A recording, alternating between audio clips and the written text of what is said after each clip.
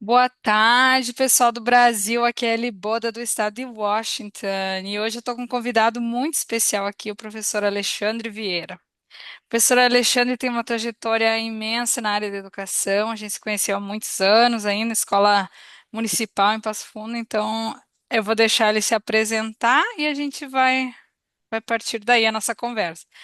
Como está, professor Alexandre? Tudo bom?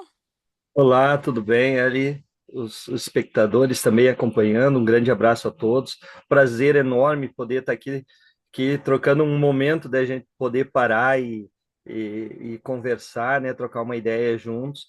Já te falei como fiquei triste de não ter podido te encontrar nos dias que tu esteves aqui por Passo Fundo, né? Mas sempre estamos prontos para trocar uma ideia, porque é o espaço de interesse, de crescimento de todos nós, né? A gente está sempre te acompanhando e por isso é um prazer estar aqui. O prazer é meu. E olha que legal, o senhor está numa área bem tradicional. Eu estou vendo uma bandeira do Rio Grande do Sul. Sim, Onde que o sim, senhor está sim. falando? De onde que o senhor está falando hoje? E esse é um espaço que eu criei aqui no meu ambiente de casa mesmo, né? Nós temos, como eu te falei, tem muitas novidades no processo da nossa atuação profissional nos últimos anos, e ela foi se moldando, saindo da estrutura engessada da escola tradicional, né? E foi ganhando novos ares, novos espaços de atuação. Esse Olha daqui é que um lindo. desses espaços.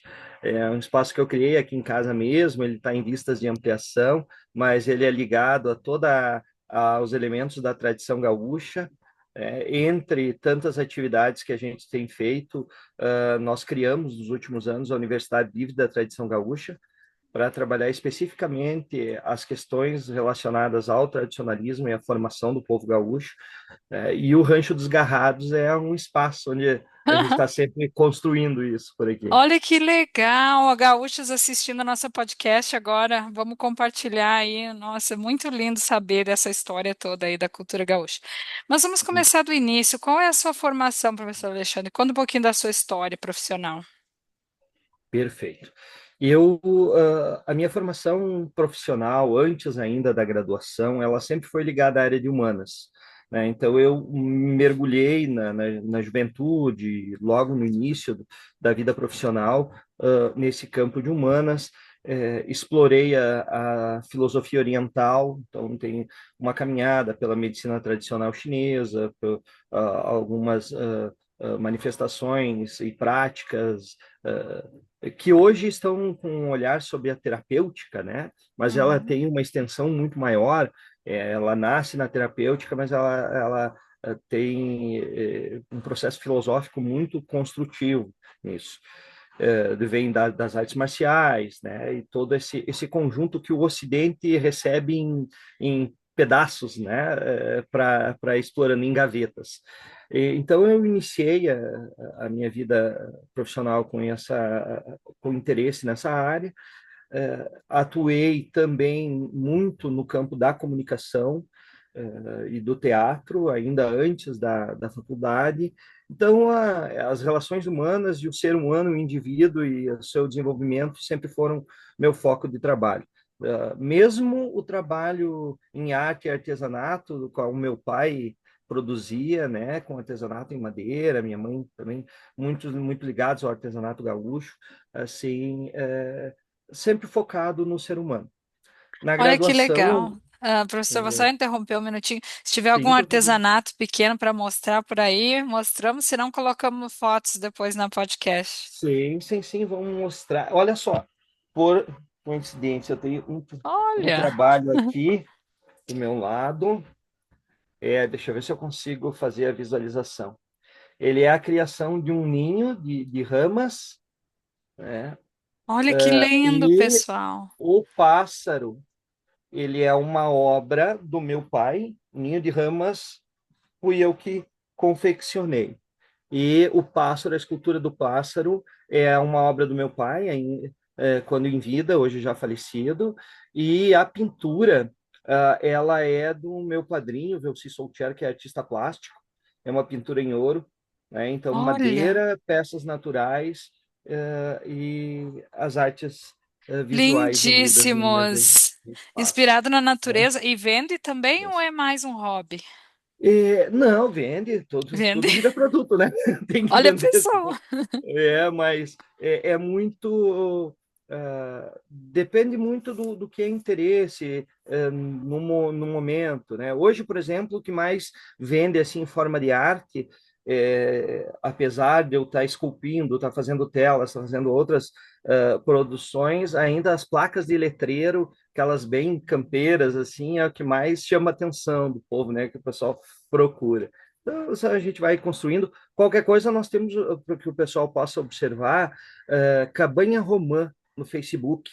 Só procurar Cabanha Cabanha Romã. Romã. Isso, lá a gente tem uma inserção de imagens dos trabalhos manuais, do nosso trabalho com permacultura, a parte ambiental, uma coisa assim, mas mais os trabalhos que são desenvolvidos. Enfim, fui para a educação. Na educação, eu me formei em educação física, primeiro aqui pela UPF. Então, a minha primeira graduação, e eu te digo que com certeza a mais importante desse processo de formação, porque eu tive o privilégio de pegar um currículo da educação física antes da divisão ainda entre bacharel e licenciatura, nós tínhamos um currículo único, e grandiosamente premiado com conteúdos de psicologia, filosofia, sociologia, elementos da pedagogia e o elemento científico das ciências da saúde que nós fazíamos junto com o curso de medicina. Era um período que a Universidade de Passo Fundo entregou muito de qualidade em relação à graduação, né? Então, a minha primeira graduação foi a educação física. Fiz a segunda graduação, segunda licenciatura em artes online, né, para contemplar esse trabalho todo, porque como eu nunca fui muito ligado aos esportes, que sempre é a janela de quem entra na educação física, né? Então eu tive uma ligação muito forte com a questão das artes marciais, com o teatro, com o folclore. Então foram os espaços os quais e a recreação que eu fui ocupando com mais evidência. Então as artes foram quase que automáticas na composição dessa formação. E agora, já por hobby, concluindo, junto com a minha esposa, concluindo o curso de História pela Universidade Federal de Pelotas. Olha, que Estamos legal. fazendo. Ela também são áreas que vão nos aproximando por conta das práticas que desenvolvemos, né? Uhum. Então, a gente gosta de estudar, gosta de estar aprendendo, estar absorvendo isso, e hoje existem recursos para facilitar esse processo. Olha que Então, a gente legal, aproveita. pessoal. Inspiração. Um abraço para minha amiga professora Ana Paula também, que é companheira e parceira dos projetos. Atualmente, como é que está a sua atuação? Bueno, deixa eu te contar o enlace dos últimos acontecimentos. O último projeto, até que a gente conversou juntos para desenvolver, foi quando assumi a direção de uma escola estadual em Passo Fundo, né? Eu completei 25 anos dentro do sistema estadual de ensino, com algumas passagens pelo sistema particular, municipal, mas o meu foco principal sempre foi a atuação no sistema estadual de ensino. Ali, além da docência, eu desenvolvi durante todo um período o trabalho ligado à mediação de conflitos, à gestão de crise. Então, eu tinha uma missão no sistema que não era oficial, porque não existe até hoje uma equipe preparada para essa, apesar da demanda, né? Uhum. Então, tinha que fazer esse giro. Eu tive aí em 25 anos de estado umas 36 escolas, pelo menos, as quais eu passei. Quando a coisa começava a sentar poeira, uh, era a hora do Alexandre ir para outra que estava balançando. E quando eu cheguei na última escola que tive, nós tínhamos um projeto muito lindo para a escola, assim, porque era uma escola com muito potencial de desenvolvimento. Infelizmente, não avançou. Nós temos sempre que lembrar que um sistema educacional, ele sendo tradicional, ele não é feito por uma ou duas pessoas, ele é feito pelo interesse e pela vontade de um grupo, né? Esse Uhum. grupo ele tem que estar fortalecido junto, e eu te digo, tinha profissionais incrivelmente competentes ali. A escola tinha uma comunidade escolar que participava da construção daquele projeto, mas em algum momento ele não avançou. E daí a minha saúde despencou e eu tive que optar, né? Meu médico disse: olha, esse é o momento. E assim eu fiz. Eu me exonerei do Estado.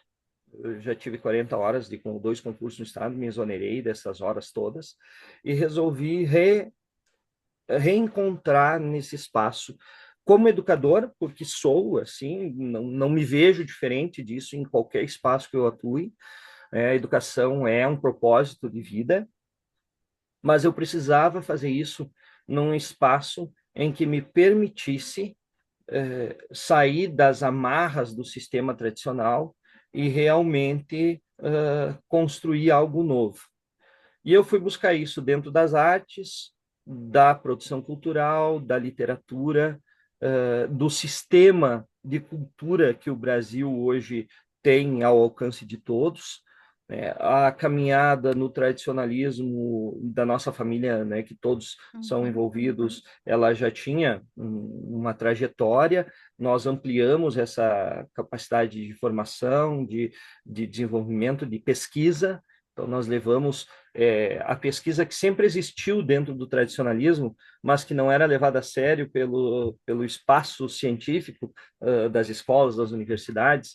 A gente teve a oportunidade de começar a abrir e levar a discussão e mostrar que é possível entender dentro do que se tenha construído o processo educacional das pessoas esses espaços.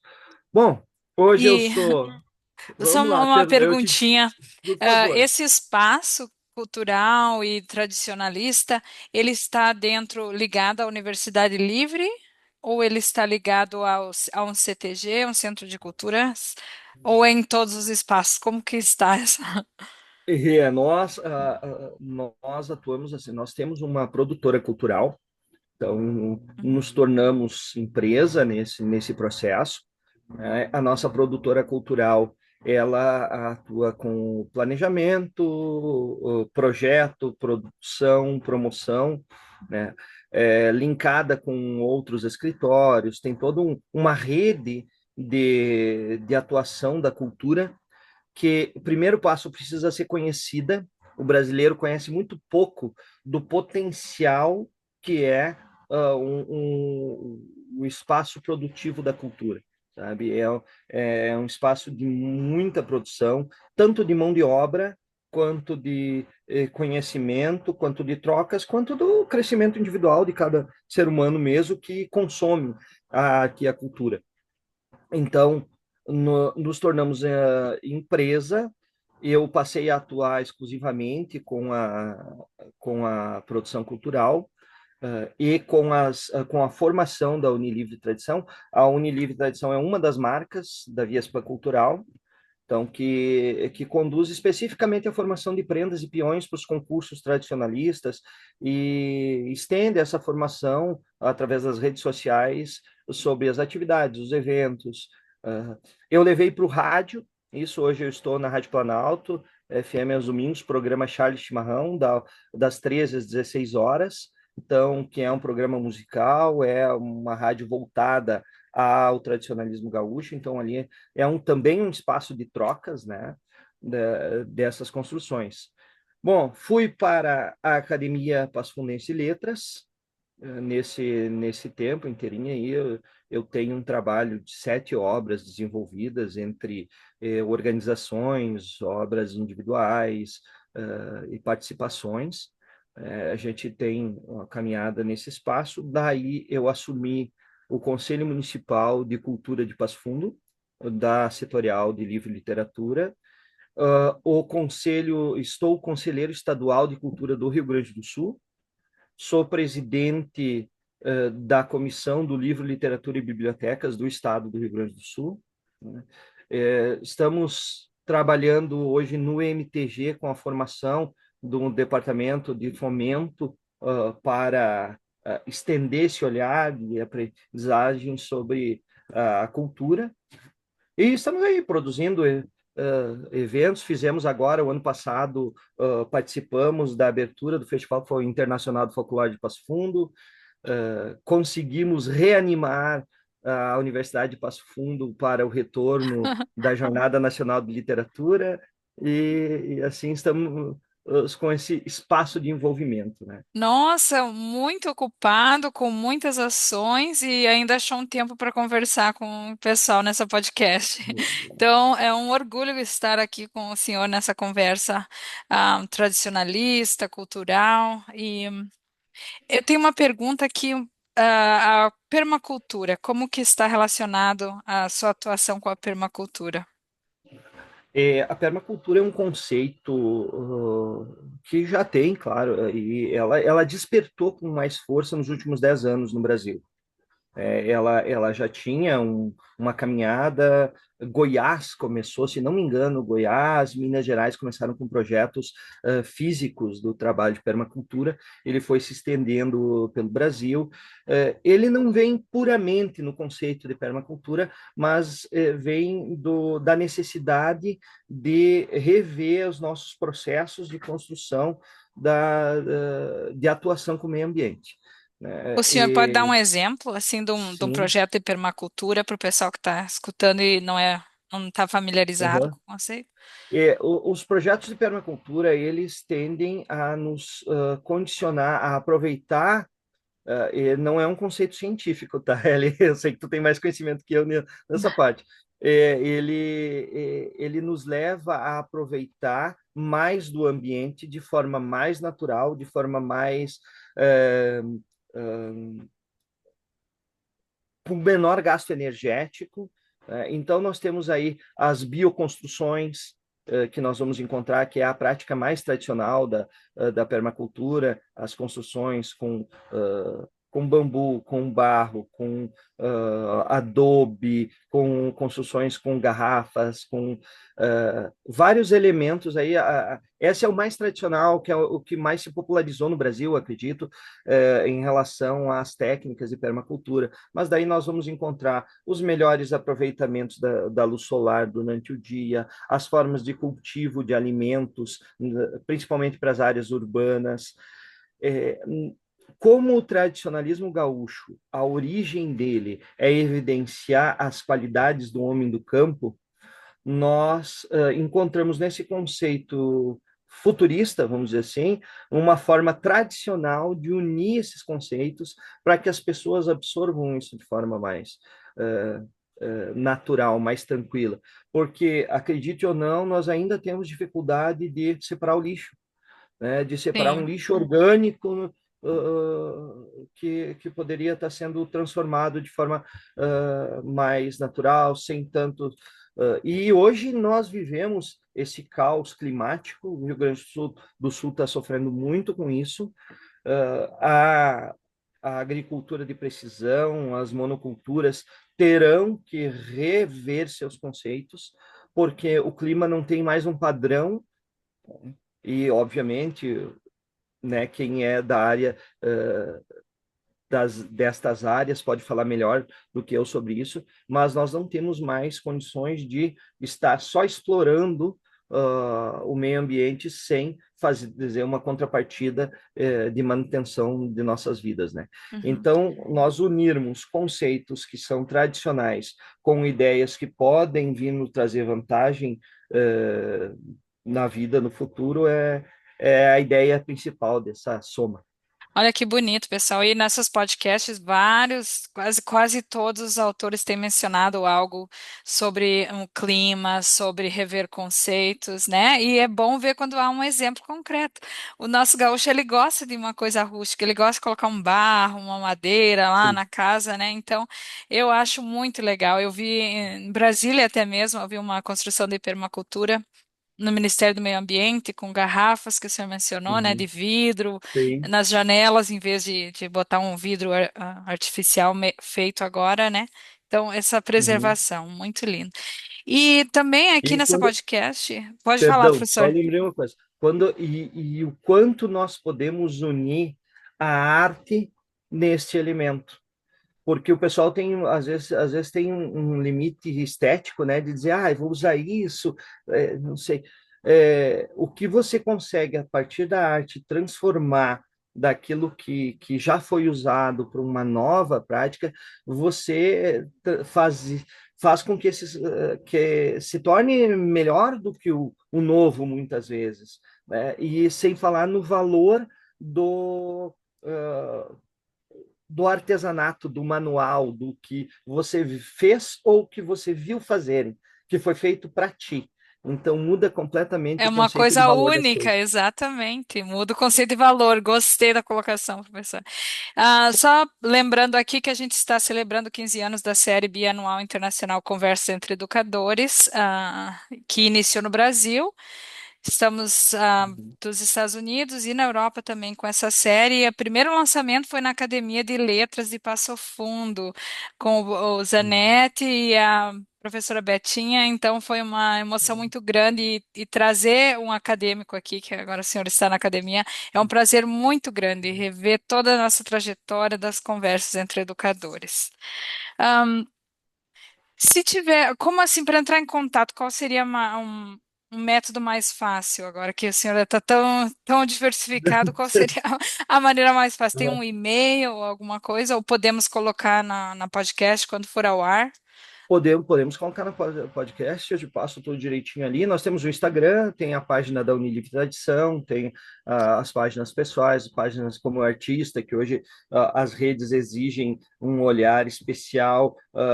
A gente não faz arte como forma de produto, mas ela precisa ser produto para poder estar inserida no cenário da atualidade, né? Então, ainda mais nós que fizemos arte a partir da ideia de processo educativo, de educação, muitas vezes ela fica limitada, pode ser uma arte que não vende, mas dialoga, né? Então, às vezes precisamos criar, estamos aprendendo esse processo também, porque foi difícil, eu te confesso que foi bem difícil tirar, quando apresenta um currículo, uma fala, tirar a palavra professor da apresentação e colocar ali artista, né?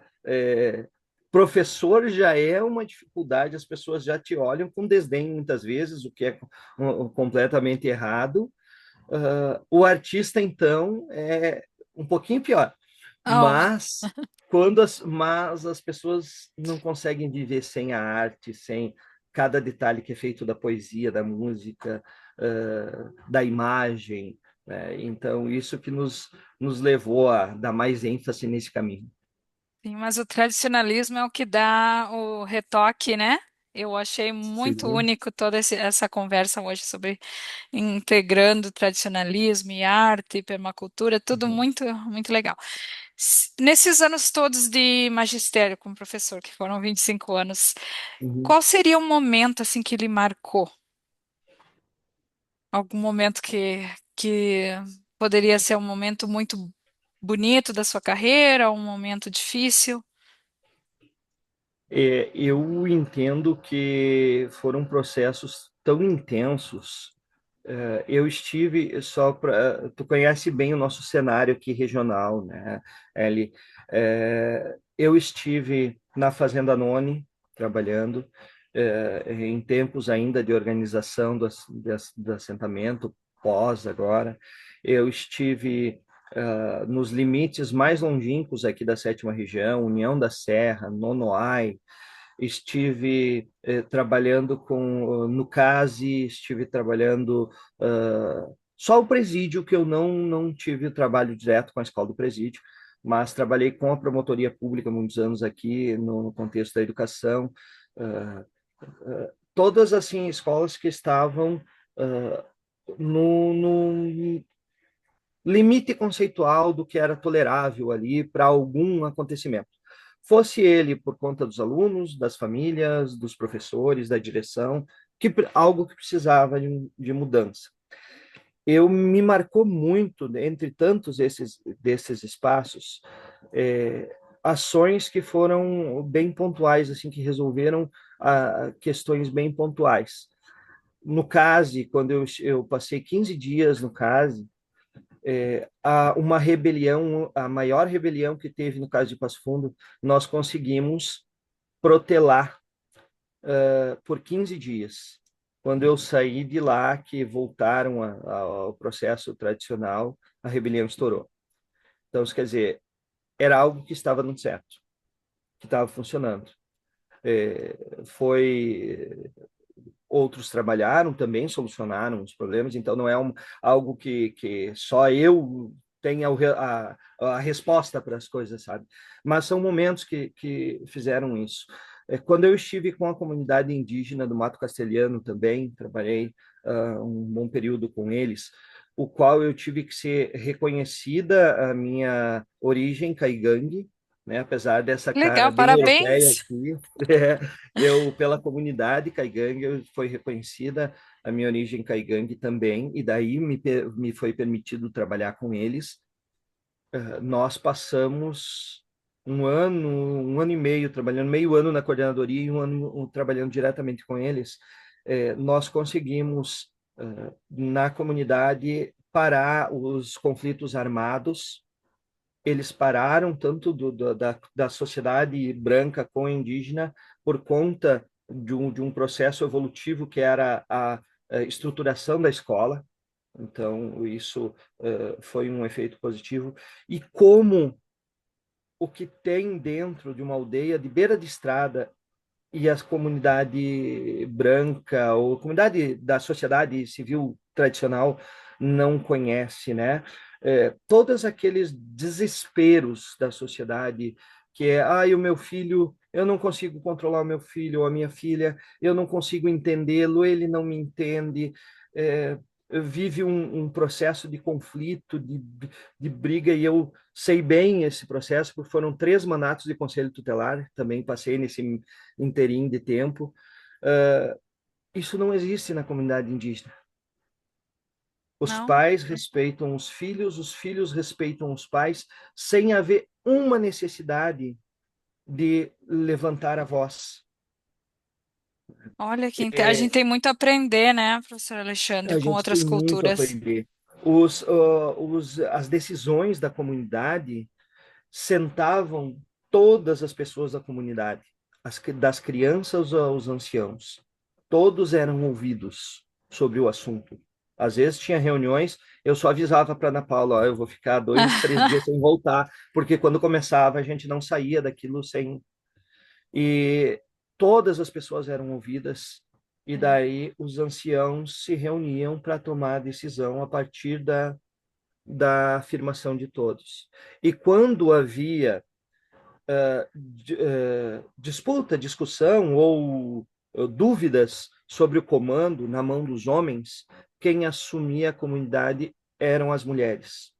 E botavam a casa em dia e organizavam e eram ouvidas, sabe? Então, todo aquilo que a gente luta muito para ver na comunidade urbana de hoje, que é o respeito às mulheres, que é o respeito às crianças, o respeito das crianças com os adultos, isso acontecia de forma tão natural que não era um problema existencial e que para outros espaços era extremamente tenso, é extremamente tenso até hoje. Então, são experiências assim que vão se somando, e eu continuo acreditando no processo educacional, continuo acreditando na educação. Não acredito mais nela somente dentro do sistema tradicional. Eu sempre afirmei que o sistema tradicional é um processo de enjaulamento, né? Você coloca nas 4 paredes Tem que conformar o sistema, né, professor? e você faz um processo de doma, porque você não cria um sujeito, você cria um indivíduo direcionado à necessidade da sociedade naquele momento, Do mercado, do mercado. exatamente. E daí, e isso é limitante. Então, assim, quando lá no início dos anos 2000 eu discutia nas escolas a necessidade da evolução tecnológica dentro do ambiente, e eu fui quase que me bateram de pano molhado no período. Hoje é a rotina mais vivida pelos professores no ambiente de escola. Então, são conceitos que a gente foi criando, vendo acontecer, tendo ideias. Muitas vezes as ideias não funcionam com a gente, mas a gente vê funcionar em outros. É. Um exemplo aqui em Passo Fundo é a, o ressurgimento do Instituto Educacional de Passo Fundo. Eu não sei se tu se lembra, alguns anos atrás nós falamos sobre o IE Sim, e as professor. necessidades que ele tinha Eu de até vou dar uma mudança, né? pausada agora. Talvez nós vamos ter que voltar para uma outra podcast que a gente tem um tempo limitado. Sim, a questão Perfeito. do IE a gente conversou, né, e debateu. Né? Eu queria agradecer muito porque a gente nunca sabe o tamanho do nosso impacto, né? Quantas vidas Uhum. tocadas, quantas experiências, professor Alexandre, e mais agora também, depois que essa podcast for ao ar, mais pessoas vão, vão Que aprender coisa com a boa. sua sabedoria. Então, uma mensagem final para o pessoal de casa, professor Alexandre? Gostaria que todos assim não desistissem de querer aprender. Não importa o sistema pelo qual você está inserido para fazer isso. É um desejo que tem que ser individual, tem que ser do coração, da mente, e tem que te fazer, tem que te deixar em êxtase. Você tem que crescer com aquilo. Então, façam isso sempre. Não há idade, não há tempo para que isso aconteça. Linda mensagem. Não desistam de estudar, né? Nos seus sonhos também. Sempre. Muito obrigada, professor Alexandre. Obrigada, pessoal de casa. Até a próxima podcast.